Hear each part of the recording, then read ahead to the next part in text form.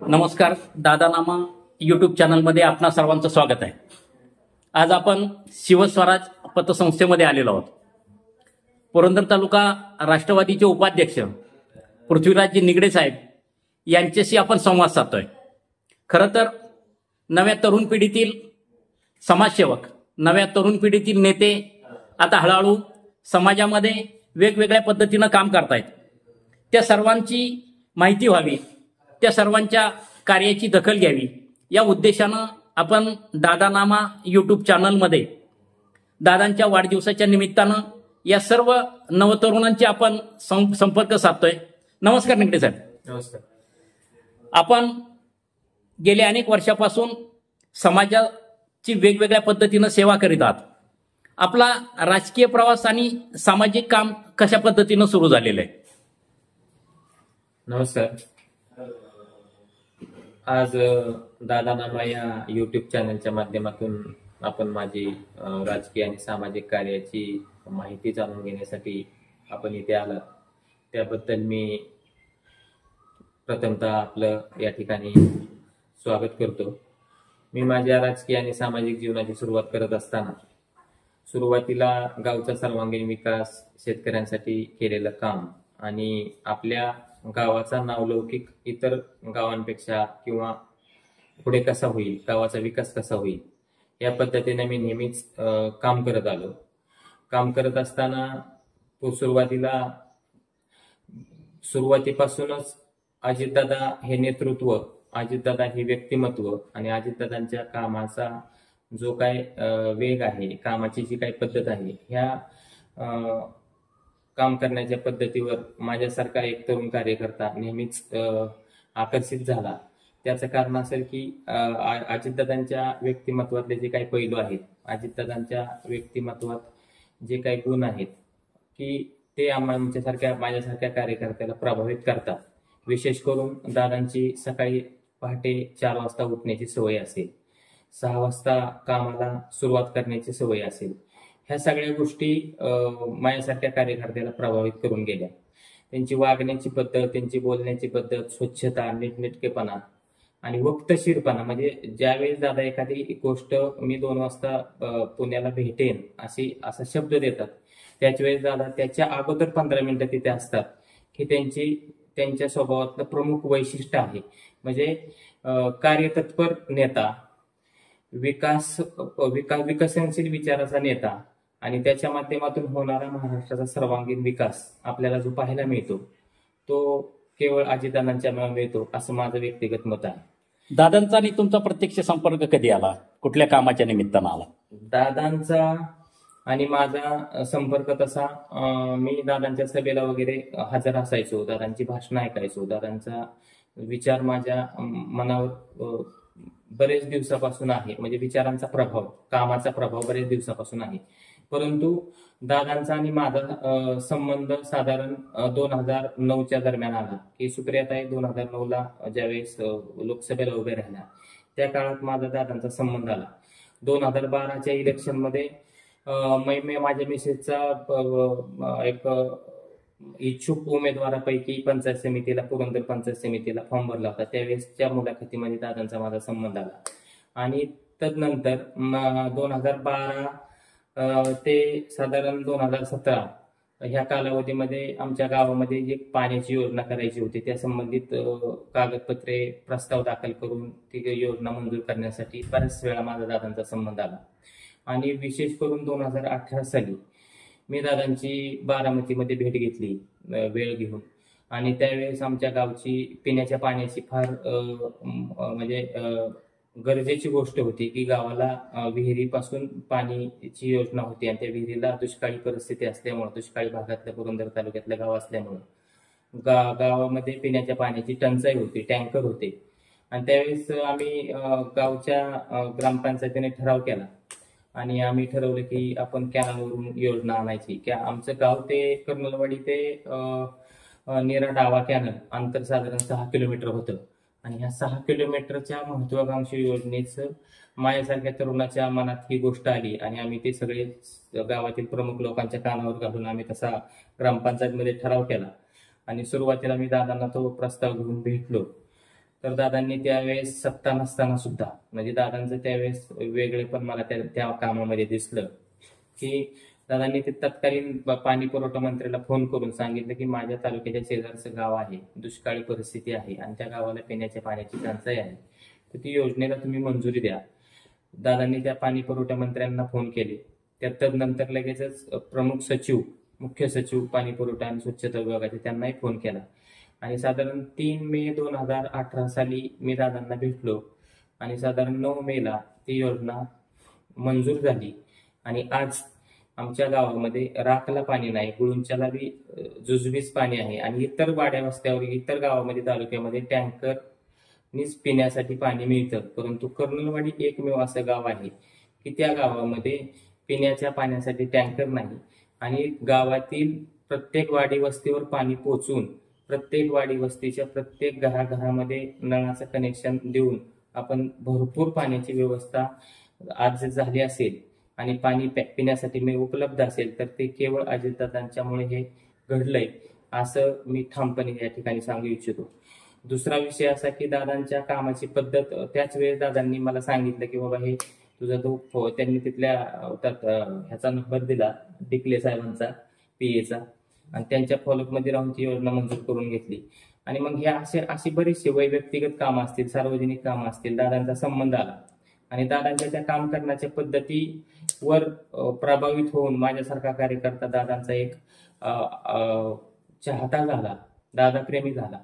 आणि मग हे सगळ्या गोष्टी घडत असताना दादा जर विकसनशील मुद्द्याला जर मदत करत असतील, गावाचा विकास करायला, भागाचा विकास करायला, तालुक्याचा विकास करायला जर मदत करत असतील तर अशा नेत्याच्या पाठीमागं उभं राहायला माझ्यासारख्या कार्यकर्त्याला निश्चितच आनंद वाटतो. आणि म्हणून 2 जुलैला ज्यावेळी दादांनी निर्णय घेतला की बाबा आपण या सरकारमध्ये सहभागी व्हायचं, दुसऱ्या दिवशी माझ्यासारख्या कार्यकर्त्यांनी निर्णय घेतला की दादांच्या बरोबर जायचं. दादा हा विकासभिमुख व्यक्तिमत्व आहे आणि दादा करू शकतात हा माझ्यासारख्या कार्यकर्त्याला विश्वास असल्यामुळे मी त्यांच्या पाठीशी उभं राहिलो. आणि त्यांच्या पाठीशी यश अपयश येत असतं. लोकसभेला काही अपयश आलं तरी सुद्धा आगामी विधानसभा, आगामी निवडणुका ज्या काही होतील, जे काही राजकीय जडणघडणीमध्ये नुकसान होईल, फायदा होईल, परंतु माझ्यासारखा कार्यकर्ता दादांच्या पाठीमागे ठामपणाने अडचणीच्या काळात सुद्धा राहील आणि ज्यावेळी सत्ता येईल त्यावेळेस सुद्धा राहील. पण फक्त दादांच्यावर प्रेम करणारा माझ्यासारखा कार्यकर्ता दादांच्या पाठीमागे उभा राहणार आहे हे मी ठामपणे सांगू शकतो. गावामध्ये आध्यात्मिक वातावरण कसं राहील आणि लोकांची अध्यात्म या क्षेत्राकडे कल कसा वाढेल त्या दृष्टिकोनातून सुद्धा गावामध्ये सप्ताह असेल. त्याचबरोबर गावामध्ये आर्ट ऑफ लिव्हिंगच्या माध्यमातून बरेचसे उपक्रम त्या ठिकाणी राबवले जातात. विशेष करून श्री श्री रविशंकरजींचा मी डिओटी असल्यामुळे, भक्त असल्यामुळे त्यांच्या माध्यमातून, त्या संस्थेच्या माध्यमातून गावामध्ये happiness program, YLTP program, advance program, त्याचबरोबर आर्ट एक्सेल असे वेगवेगळे उपक्रम गावामध्ये आम्ही सर्वच तरुण युवक त्या ठिकाणी राबवतो.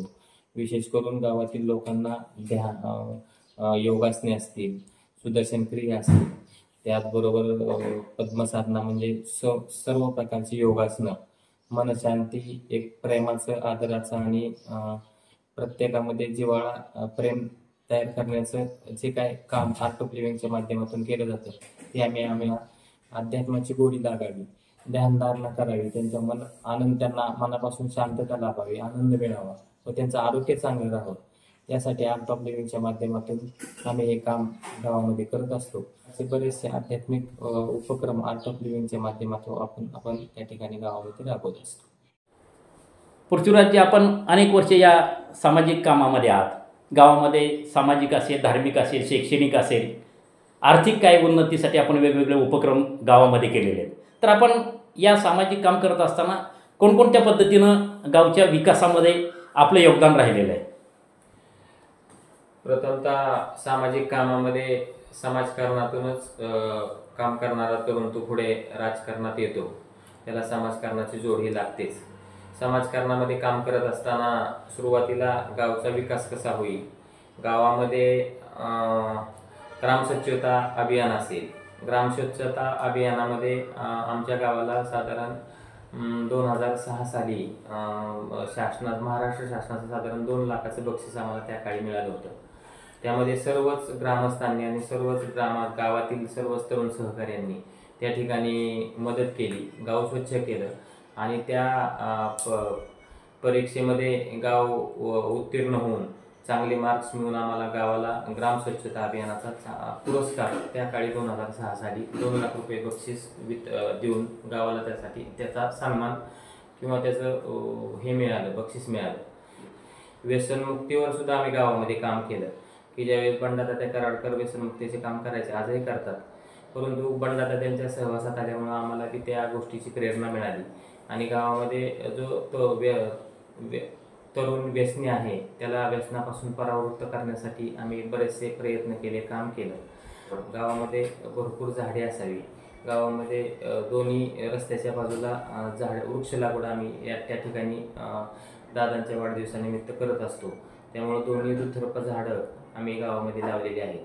अशा वेगवेगळ्या प्रकारची सामाजिक काम आम्ही गावात करत असतो. गावामध्ये आध्यात्मिक वातावरण टिकण्यासाठी किंवा राहण्यासाठी, संवाद लोकांचा चांगला राहण्यासाठी गावात भजन कीर्तन आणि सप्ताहाचं सुद्धा गावामध्ये आम्ही नियोजन करतो. तर अशा पद्धतीनं आमच्या गावामध्ये जे जुनं मंदिर होतं ज्योतिबाचं, तर गावातील सर्व प्रमुख आणि आमच्यासारखे तरुण सहकारी या गावकऱ्यांच्या मदतीनं आम्ही गावामध्ये साधारण 2018 साली 60 लाखाचं ज्योतिबाचं मंदिर त्या ठिकाणी आम्ही बांधलं आणि त्या मंदिरामध्ये आम्ही ज्योतिबाची प्राणप्रतिष्ठा केली. त्या मंदिरामध्ये सकाळी आणि संध्याकाळी रोज आरती केली जाते. आध्यात्मिक वातावरण, चांगलं पवित्र वातावरण गावामध्ये आहे. अशा पद्धतीची बरीच सामाजिक कामं आम्ही गावामध्ये करत असतो. मी साधारण 2014 साली शिवस्वराज पतसंस्थेच्या माध्यमातून गरजू लोकांना कर्ज वाटप असेल, काय मदत असेल, ही मी या पतसंस्थेच्या माध्यमातून करत असतो. चांगल्या लोकांच्या ठेवी घेऊन त्यांना चांगला व्याजदर देऊन, परतावा देऊन त्यांनाही समाधानी करण्याचा मी प्रयत्न करतो आणि गरजू अतिशय निकड की अतिशय अडचणीच्या 2 तासात 4 तासात ज्यांना पैशाची गरज असते अशा लोकांना मी त्वरित कर्ज मंजूर करून गरजू लोकांना मी त्या माध्यमातून शिवस्वराज पतसंस्थेच्या माध्यमातून कर्ज देण्याचा प्रयत्न करत असतो. अशी एक सामाजिक बांधिलकी म्हणून सामाजिक काम, गावामध्ये एकोपा राहावा, गावामध्ये सगळे प्रेमाने वागावेत, गावामध्ये सगळ्या गोष्टी असाव्यात, गावामध्ये अंतर्गत रस्ते असतील, गावामधील प्रमुख रस्ता असेल, त्या बाजूला 2 दुतर्फा झाडं असतील, स्वागत कमान असेल, ग्रामपंचायत सुसज्ज असं ग्रामपंचायत कार्यालय असेल, तलाठी कार्यालय असेल, जिल्हा परिषदेची शाळा असेल, ह्या सगळ्या गोष्टी विकसित होऊन गावचा विकास व्हावा असं माझ्यासारख्या तरुणाला निश्चितपणाने वाटतं आणि त्या पद्धतीने मी माझ्या पद्धतीनं मी काम करत असतो. कृषी क्षेत्रामध्ये आम्ही डाळिंबाची शेती केली. साधारण एक 10 ते 15 शेतकरी आम्ही एकत्र येऊन डाळिंब शेती केली. त्या डाळिंब शेतीमध्ये आम्ही किफायतशीर उत्पन्न घेऊन ते डाळिंब निर्यात करू शकलो युरोपला आणि ते रेसिड्यू फ्रीमध्ये विषमुक्त डाळिंबाचे आमच्यासारखे सगळे तरुण एकत्र येऊन आम्ही त्याची निर्मिती करून एक्सपोर्ट केलं. असे कृषी क्षेत्रामध्ये बी बरंचसं काम आम्ही केलं आहे. सामाजिक कामामध्ये वृक्ष लागवड प्रामुख्याने आम्ही गावामध्ये केलेली आहे. गावामध्ये ज्या ज्या गोष्टी करता येतील त्या पद्धतीनं आम्ही करत असतो आणि सामाजिक कामामधून गावाचा सर्वांगीण विकास साधण्याचा माझ्यासारखा तरुण नेहमीच अग्रेसर असतो आणि यासाठी आम्हाला दादांच्या माध्यमातूनही खूप प्रेरणा मिळते. दादांच्या कामाचा झपाटा पाहिला, दादांच्या कामाची पद्धत पाहिली, दादांच्यातली कार्यक्षमता पाहिली. म्हणजे इतकं काम करणारा नेता महाराष्ट्रात मी अजून पाहिलेला नाही. सकाळी 6 ते रात्री 12पर्यंत 1पर्यंत काम करणारा व्यक्ती मी पाहिलेला नाही. कारण मी वेळोवेळी ज्यावेळेस दादांना भेटतो त्यावेळेस रात्री 8ला भेटलो तरी दादांचा तोच उत्साह असतो, सकाळी 6ला भेटलो तरी दादांचा तोच उत्साह असतो. इतकी काम करण्याची त्यांची प्रचंड क्षमता मी महाराष्ट्रामध्ये कुठल्याही नेत्यात पाहिली नाही आणि म्हणून या दादांसारख्या नेत्याच्या पाठीमागं खंबीरपणानं उभं राहायला मला नेहमीच एक चांगली प्रेरणा मिळते. महाराष्ट्राला दादांसारख्या खंबीर आणि कणखर नेतृत्वाची गरज आहे. दादांच्या वाढदिवसानिमित्त आम्ही गावातले सगळे प्रमुख कार्यकर्ते दादांचा दरवर्षी वाढदिवस साजरा करत असतो. कोरोनाच्या काळात सुद्धा मास्क लावून आम्ही अपंगांना त्या ठिकाणी किराण्याचं किट वाटप केलं असेल, महिलांना हे शाळेतील विद्यार्थ्यांना शालेय साहित्याचं वाटप असेल, त्याचबरोबर वृक्ष लागवड असेल, ग्राम स्वच्छता अभियान असेल, अशा वेगवेगळ्या माध्यमातून आम्ही दादांचा त्या ठिकाणी वाढदिवस साजरा करत असतो. आणि अशा या वाढदिवसाच्या निमित्तानं गावातील लोक एकत्र येतात, त्यांनाही काहीतरी प्रेरणा मिळते, माझ्यासारख्या कार्यकर्त्याला सेवा करण्याची संधी मिळते. आणि अशा या खंबीर नेतृत्वाच्या पाठीमागं माझ्यासारख्या हजारो कार्यकर्त्यांनी उभं राहावं, दादांना ताकद द्यावी आणि या राज्याचं प्रमुखपद, मुख्यमंत्रीपद दादांच्याकडे असावं. तर जर ते दादांच्याकडे असेल तर राज्याचा विकास अतिशय गतीनं, अतिशय व्यवस्थितपणे दादा करू शकतील असा माझ्यासारख्या कार्यकर्त्याला या ठिकाणी विश्वास आहे. आणि म्हणूनच राज्याच्या प्रमुख पदाची जबाबदारी दादांच्याकडे असावी असं मला मनापासून वाटतं. आता आपण काम करत असताना प्रत्येक कार्यकर्त्याला, प्रत्येक गावातील प्रत्येकाला असं वाटतं की अमुक गोष्टी आपल्या गाव परिसरामध्ये घडाव्यात. अनेक गोष्टी तुम्ही सामाजिक काम करत असताना केलेल्या आहेत, परंतु आणखीनही असं वाटतं की या गोष्टी माझ्या गावामध्ये घडाव्यात, या गोष्टी माझ्या परिसरामध्ये घडाव्यात. असं काय वाटतं की ज्या गोष्टी होणं गरजेचं आहे किंवा अजूनही झालेल्या नाहीत, तर असं काय वाटतं आपल्याला की या गोष्टी दादांच्या माध्यमातून व्हायला पाहिजेत? दादांच्या माध्यमातून विशेष करून आमच्या गावामध्ये एक एसटीचा विषय आहे, जो पूर्वी चालू होता, परंतु कोरोनाच्या काळापासून एसटी बंद आहे. तर राखमार्गे सासवडला जाणाऱ्या ज्या गाड्या आहेत त्या कर्नलवाडी मार्गे येणारी एक आणि जाणारी एक गाडी चालू व्हावी अशी आमची प्रामाणिक इच्छा आहे. आणि दुसरं, कर्नलवाडी ते मोरगाव रोड हा प्रामुख्यानं अतिशय मधला मार्ग आहे की जेणेकरून तेथील सर्व शेतकऱ्यांचा ऊस, कांदा, बाकी इतर शेतीची पिके असतील, तो मोरगावला जाऊन साधारण पुण्याला जायला किंवा इकडे सोमेश्वरला जाणारा ऊस, तो मधला शॉर्टकटचा रस्ता आहे, तो दादांच्या माध्यमातून व्हावा. तालुक्याच्या आणि इतर गावांच्या बाबतीत जर बोलायचं म्हटलं तर दादांच्या माध्यमातून गुंजवणीसारखा एक महत्वाकांक्षी मोठा प्रकल्प की जे पाणी राग गुळूंची कर्नलवाडी, मांडकी, वाल्ला त्या परिसरामध्ये येणार आहे. शेवटचं आमचंच गाव आहे टेल्ला, राख आणि कर्नलवाडी. तर या गावामध्ये गुंजवणीचं पाणी यावं आणि ह्या भागाची सर्व गावांची हरित क्रांती करून तिथला शेतकरी सुखी आणि समाधानी व्हावा, ही एक माझ्यासारख्या कार्यकर्त्याची प्रामाणिक इच्छा आहे. दुसरा आहे विमानतळाचा मुद्दा. बरेच वर्षे चर्चेत असलेला हा विमानतळाचा मुद्दा दादांच्या हातून या पुरंदर तालुक्याला विमानतळ मिळावं असं मला व्हावं, त्यांच्या हातून व्हावं. आणि पुरंदरमधील शेतकरी, पुरंदरमधील नागरिक सुखी समाधानी आणि आनंदाने या ठिकाणी राहावा अशी माझ्यासारख्या कार्यकर्त्याची प्रामाणिक इच्छा आहे. आणि हे फक्त अजितदादा आणि अजितदादाच करू शकतात असा मला ठाम विश्वास आहे. आणि ते दादा भविष्य काळात करतील असं माझं व्यक्तिगत मत आहे. आत्ताच्या बजेटच्या अधिवेशनामध्ये अर्थमंत्री या नात्यानं दादांनी जे काय महत्त्वाकांक्षी आणि चांगल्या महिलांसाठी अतिशय चांगल्या योजना या ठिकाणी जाहीर केल्या, त्या योजनांच्या माध्यमातून महिला वर्गामध्ये अतिशय उत्साहाचा आणि आनंदाचं वातावरण या ठिकाणी राज्यामध्ये, तालुक्यामध्ये, प्रत्येक गावात आपल्याला पाहायला मिळतं. मुख्यमंत्री माझी लाडकी बहीण ही जी योजना आहे, त्या योजनेमध्ये बऱ्याचशा महिलांचा लाभार्थी होतील. आणि ज्या महिलांना घरची परिस्थिती, आर्थिक परिस्थिती बेताची असेल, त्या महिलांना त्या योजनेचा निश्चितपणानं त्या ठिकाणी लाभ होईल. ही अतिशय चांगली योजना दादांनी या ठिकाणी जाहीर केली, त्याबद्दल मी त्यांचं मनापासून आभार मानतो. मुलींना मोफत शिक्षण, 75 वर्षाच्या पुढील ज्येष्ठ नागरिकांना एसटीचा प्रवास मोफत आणि 65 वर्षापर्यंतच्या महिलांना मुख्यमंत्री लाडकी बहीण योजनेमध्ये सहभागी करून घेण्याचा चांगला निर्णय या ठिकाणी दादांनी घेतला. त्यामुळं या आणि शेतकऱ्यांसाठी विशेष करून वीज बिल माफ ही सुद्धा फार मोठी गोष्ट शेतकऱ्यांसाठी दादांनी त्या ठिकाणी जाहीर केली. दुधाला 5 रुपये अनुदान त्या ठिकाणी दादांनी जाहीर केलं. त्याबद्दल शेतकरी वर्गामध्ये बी या योजनेबद्दल उत्साहाचं आणि आनंदाचं वातावरण आहे.